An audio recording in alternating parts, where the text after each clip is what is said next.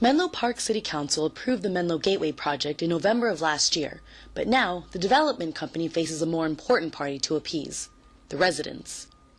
The Menlo Gateway Project will feature a hotel, office buildings, and a health club that will encompass 15.9 acres of land, a project too large for residents to ignore, they said. But because there is no single organization protesting the development, the Bohannon Development Company and city planners must address each individual resident's comments. With any draft EIR release, the public comment period is the most important part of that. We had a public hearing with the Planning Commission. We also received a number of written comments. And so the written comments range in, scope and topic. Several analyses plainly delineate the benefits of this new complex. It would just be a positive overall thing for the Belhaven community because of the jobs.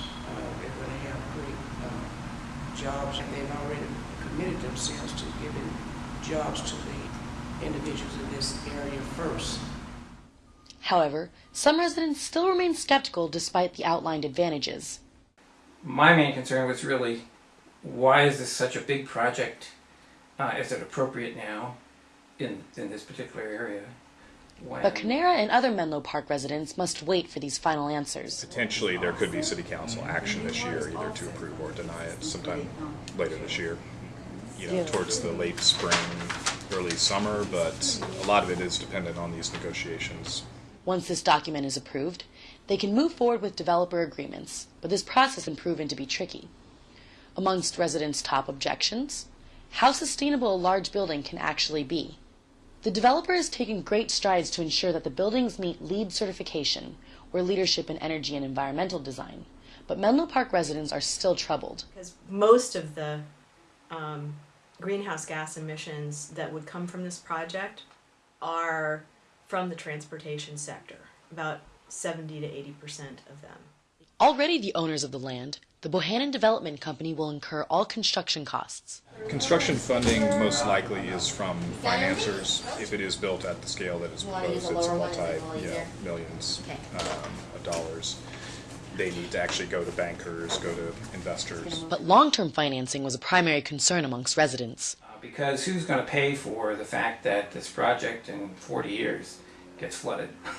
So that was one of the reasons why I suggested in my comments to Menlo Park that they require a bond be posted to make sure that the public doesn't get zapped when they run into trouble 40 years from now because the parking lots are all underwater.